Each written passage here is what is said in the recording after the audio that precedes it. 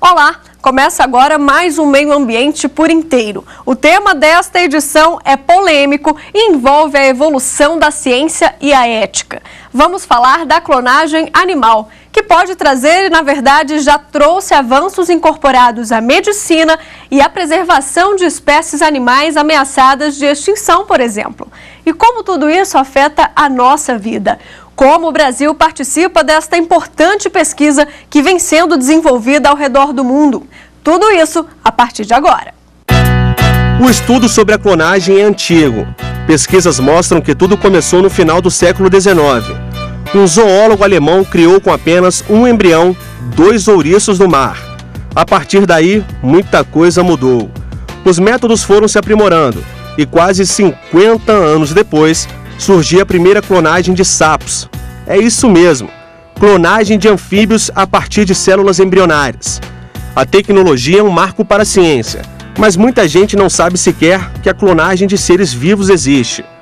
O assunto ganhou repercussão mundial em 1997, quando um grupo de cientistas escoceses fez a primeira cópia genética de um mamífero adulto. Possivelmente você deve se lembrar da ovelha Dolly, não é verdade? O animal foi criado a partir de células adultas de outra ovelha.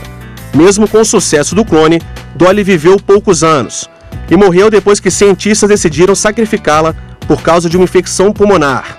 Até hoje não se sabe se a morte precoce do animal tem relação com a clonagem. A virada do século XXI trouxe mais novidades. Uma universidade do Texas, nos Estados Unidos, clonou depois de quase 200 tentativas a gata batizada de CC, em 2001. Esses e outros exemplos mostram que as pesquisas em clonagem avançam a cada dia e que no futuro podem trazer muitas contribuições para a humanidade. No Brasil, a empresa brasileira de pesquisa agropecuária, a Embrapa, é a principal instituição a trabalhar com a clonagem animal. Foi ela quem produziu o primeiro clone brasileiro, a bezerra Vitória, lá no ano de 2001. Eu convido você agora para fazer uma visita junto com a gente ao Centro de Pesquisa da Embrapa e conhecer um pouquinho mais sobre o processo de clonagem.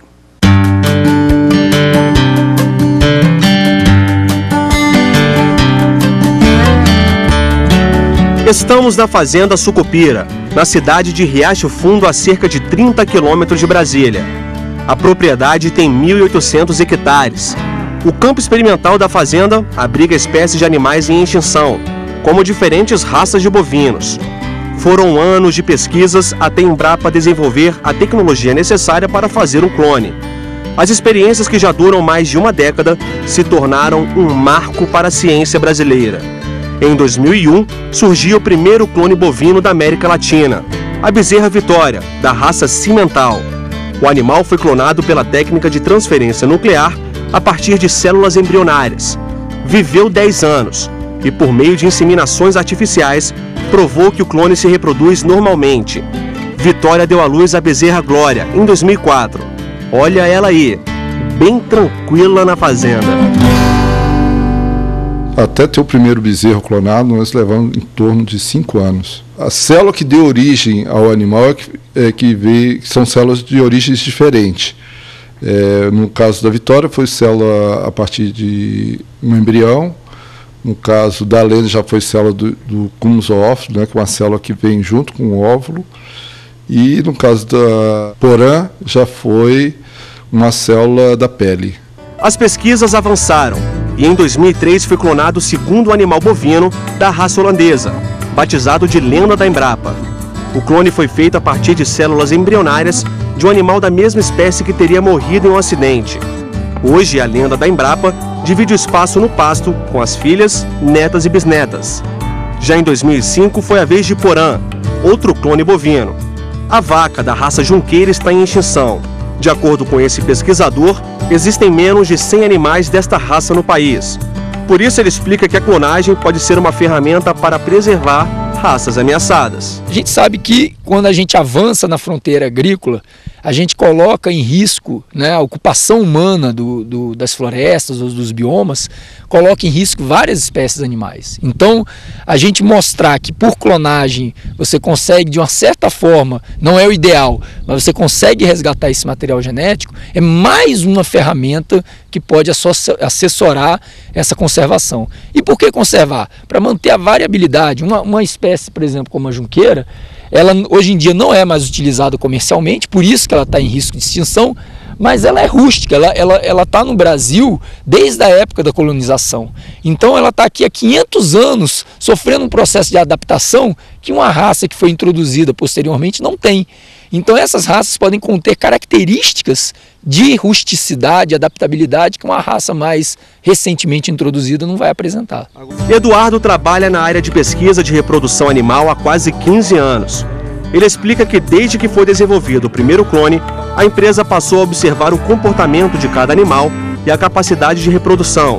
Segundo os estudos da Embrapa, os clones são absolutamente normais e não precisam de nenhum cuidado especial. Ao longo desses 11 anos, né, ou mais, né, a Vitória nasceu em 2001, então de lá para cá já foram 13 anos, todos os nossos clones, eles vivem absolutamente idênticos ao animal que não é clonado. Um animal normal, um animal que cresce, desenvolve normalmente, produz filhos, netos, pega doença como qualquer outro animal. A Vitória mesmo morreu de pneumonia. Por quê? Porque essa é a nossa intenção, é deixar eles vivendo a pasto, como se fosse uma fazenda comum, e ver o comportamento deles. E a gente não vê menor diferença. Hoje em dia a gente utiliza essa metodologia da clonagem para estudar esse processo dessa reprogramação nuclear, que é uma coisa que a gente ainda não compreende totalmente. Nós temos também projetos com animais transgênicos, usar a tecnologia da clonagem para produzir um animal geneticamente modificado. Isso aí a gente está dentro das nossas perspectivas. Tem também o uso, a transferência da tecnologia. Hoje em dia já existem algumas empresas privadas no setor privado que fazem clones comercialmente, e essa tecnologia, a Embrapa que transferiu essa tecnologia para o setor privado, e dessa forma é a missão da Embrapa, é avançar na fronteira do conhecimento, né? E também aquilo que a gente produzir nesse avanço como tecnologia, metodologia, incremento, a gente transferir para o setor produtivo. Dos bovinos aos animais silvestres. O Zoológico de Brasília e a Embrapa desenvolvem pesquisas para clonar outras espécies que também correm risco de serem extintas. Aqui no Zoológico de Brasília é feita a coleta de materiais dos animais silvestres que são armazenados em laboratório para análise, em parceria com a Embrapa. O que isso significa? As células desses animais são congeladas e a partir daí é feito um estudo para desenvolver técnicas de reprodução, como por exemplo, a clonagem. É sabido que muitos desses animais estão correndo risco de extinção. Então, é muito importante que sejam feitos mais esforços no sentido da conservação desses animais. Esses estudos de reprodução assistida são só um instrumento a mais nesses esforços de conservação. Lobo-guará, onça-pintada, cachorro do mato, leão, gato palheiro, anta e tamanduá. Esses são alguns dos animais escolhidos para a pesquisa. Para muitos, a clonagem ainda não existe. Não tenho conhecimento, né, que já fizeram. E eu particularmente eu sou contra. Mas eu não tenho conhecimento em qual situação que se encontra o estudo, né? Não, acho que isso ainda é ficção, né? Eu acho que ele não chegou a esse nível, né? Mas eu não acredito que hoje eles possam fazer isso. Aqui do zoológico, acho que ainda está um pouquinho distante. E no Brasil, você acha que esse é um assunto que está difícil de acontecer por agora? Na verdade, quando se trata de Brasil, nada é difícil, né? Tudo aqui é possível. Mas, por enquanto, acho que ainda está um pouquinho longe ainda. E na minha opinião, né? Não sei o que está acontecendo aí por trás, né? Ao contrário do que muita gente pensa, a clonagem com silvestres pode estar mais perto do que se imagina. Já são 420 amostras de células de 8 espécies diferentes no banco de germoplasma da Embrapa. O projeto é pioneiro no país e mesmo com as técnicas desenvolvidas, ainda não se sabe quando e nem qual será a primeira espécie a ser clonada. Vai ter que ter mais estudos, porque o animal silvestre tem uma fisiologia um pouco mais complexa, né? Então espaço curto de tempo, pode ser que ocorra um nascimento, como já tem de alguns animais, não no Brasil, mas fora do Brasil, alguns animais nascidos, eu acho que vai ser possível, sim. A gente ainda não pode dizer ao certo qual animal que pode ser clonado. Isso é uma coisa que ainda está em estudo. Nós estamos com várias células em laboratório, já estamos trabalhando e tentando desenvolver técnicas para o crescimento dessas células. E a gente ainda vai ter que esperar um pouquinho para saber quem vai ser. E no próximo bloco, como a clonagem animal afeta a nossa vida. Tudo isso e muito mais daqui a pouquinho, não saia daí.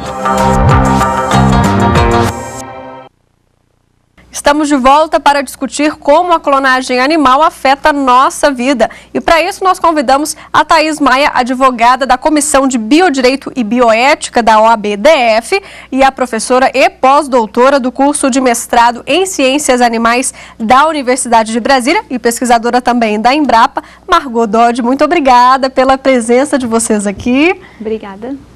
Nós aqui agradecemos o convite para participar do programa.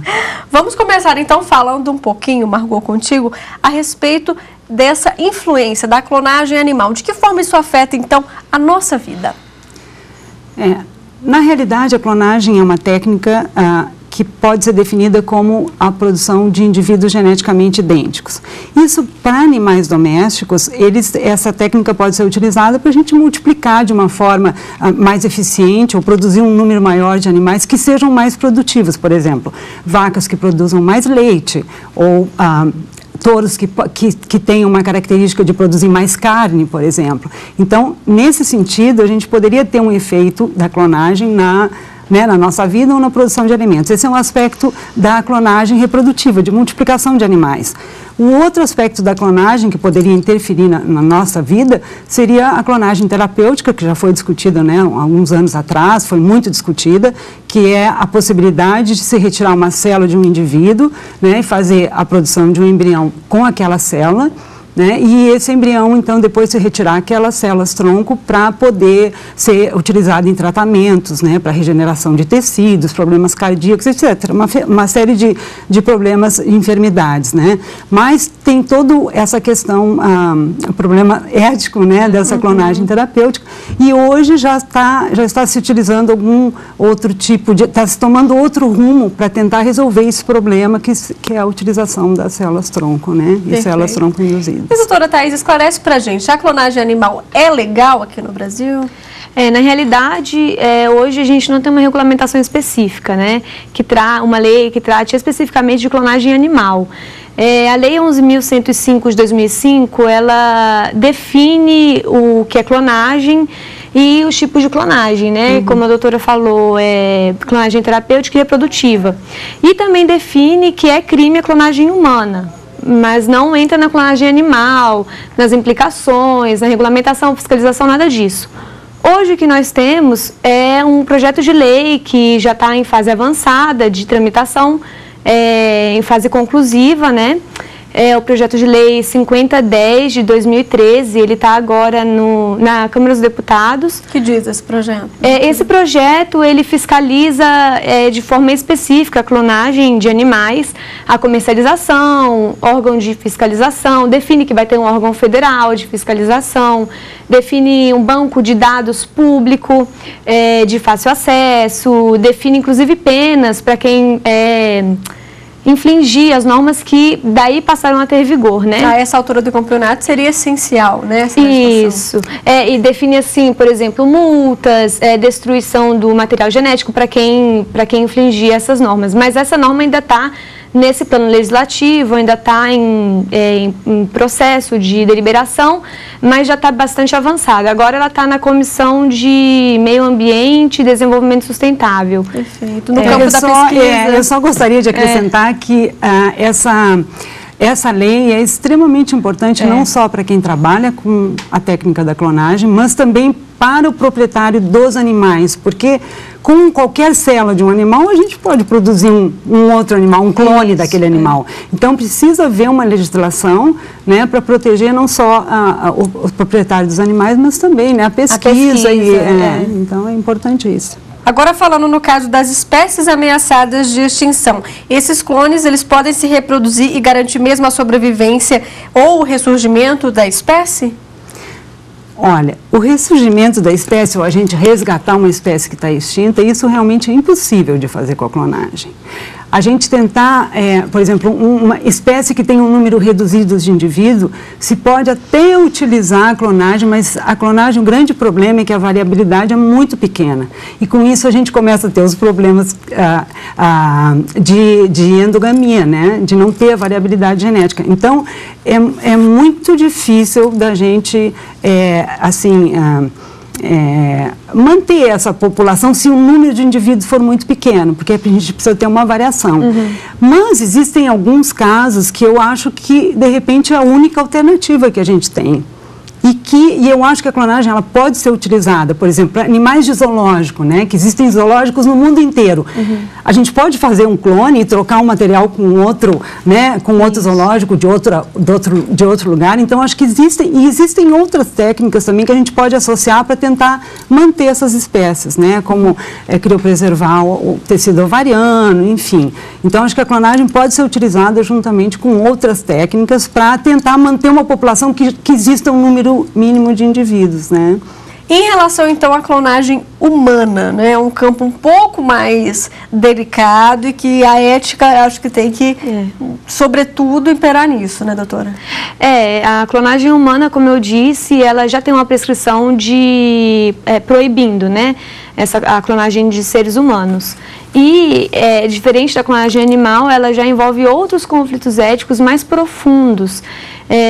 E que também inclui tudo que a doutora falou com relação a uma família, por exemplo, que queira clonar um filho que morreu e que vá até o fim disso, além de constituir um crime hoje, pelo menos a lei ela pode mudar, a lei é mutável com o tempo, com a sociedade, com tudo isso. Além de constituir um crime hoje, não necessariamente ela vai ter o mesmo filho novamente. Né? Então, assim, você vai estar clonando uma pessoa que...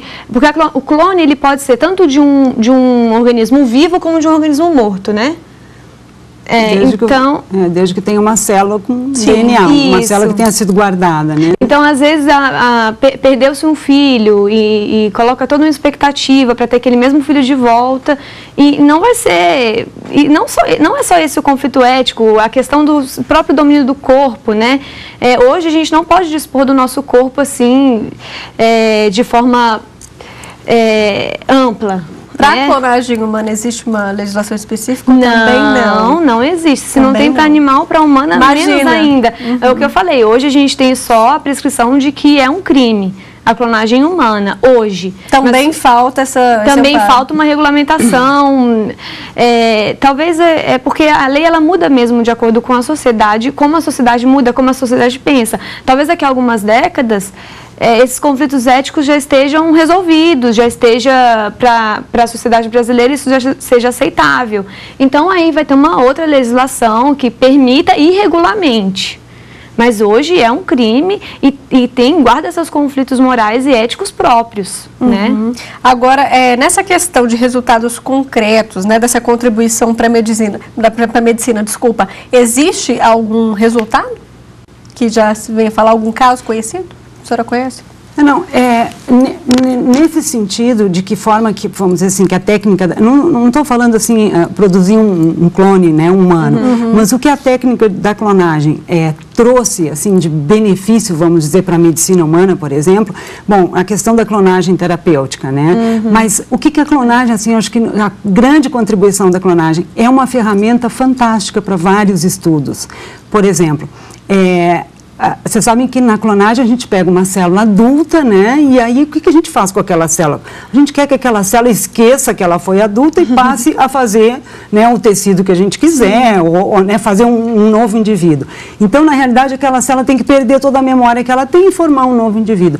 Isso que a gente chama de reprogramação, isso aí foi assim, a clonagem nos forneceu essa ferramenta importantíssima, né? A questão, e com isso então começou a se estudar muito célula-tronco, começou a se estudar reprogramação e vários outros assuntos que são importantes, inclusive, né, para a questão do câncer, né? Alterações epigenéticas, que é uma ciência nova, que é muito ligada com o que acontece, né, o desenvolvimento do câncer. Então, assim, eu acho que a clonagem trouxe outras, né, uma ferramenta e trouxe, assim, informações importantes para a gente estudar outros aspectos importantes da medicina, né? Bom, para a gente encerrar, eu gostaria de saber de vocês o que a gente pode esperar para o futuro, né, nessa área de clonagem. O que vocês imaginam aí, tanto no campo da ciência quanto no campo legal?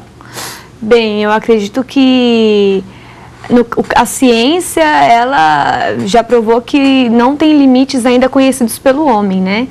Então, e no campo legal, como eu disse, o que a gente pode esperar mesmo é uma mudança da sociedade, porque a lei, ela é uma resposta para a sociedade, né? Ela é uma demanda social. A lei, ela atende o que aquela sociedade precisa.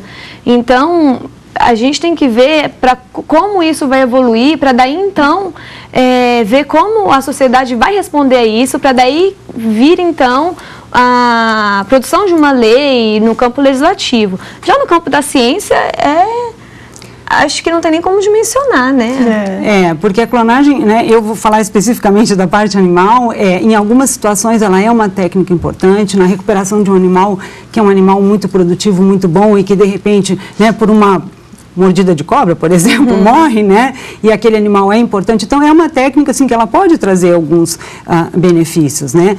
Mas o que, vamos dizer assim, o que nos leva a continuar pesquisando a clonagem é a tentativa de melhorar ou tentar ver por que a técnica é muito ineficiente. O que a gente precisa fazer para aquela célula realmente se reprogramar e fazer um novo indivíduo. Ou seja, então, acho que o estudo hoje em termos de clonagem é na tentativa de melhorar a eficiência da técnica, que é, sei lá, 2% dos embriões clones chegam a termo, né? E, então, assim, eu acho que quem trabalha na área da clonagem, o objetivo é justamente melhorar, tentar esclarecer quais são os mecanismos, como é que a gente consegue melhorar a eficiência dessa técnica. O que seria ideal nesse caso? Quando se clona ou se faz um embrião clone, esse embrião ele tem que ser transferido, né, para a vaca receptora, que é a barriga de aluguel que a gente fala, e esse animal então vai gestar, e aí precisa então o animal nascer perfeitamente, se desenvolver. O segredo está aí. Né? Então, e o problema está justamente aí, entre a produção do embrião e esse embrião nascer saudável, esse bezerro nascer saudável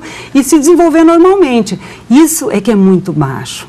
E é nesse ponto que a pesquisa precisa avançar, né, para a gente poder aumentar essa percentagem de 2% de animais nascidos saudáveis e que vão se desenvolver, e isso aumentar para 10%, para 15%. Né? E ser efetivamente... mas só com o conhecimento e com o estudo é que a gente vai conseguir mudar um pouco essa eficiência, né? Bom, então muito obrigada, doutora Thaís Maia, e muito obrigada, professora Margot Dodge, pela participação aqui no Meio Ambiente por Inteiro. Muito obrigada. Nós aqui agradecemos, foi um prazer estar aqui discutindo esse assunto tão importante. Né? Obrigada. Bom, a gente fica por aqui. Você aí de casa pode rever nossos programas. É só acessar o site www.tvjustiça.jus.br. Se você quiser sugerir um tema para o nosso programa, escreva um e-mail para a gente, Meio Ambiente por Inteiro, tudo junto, @stf.jus.br. E até a próxima semana. Tchau!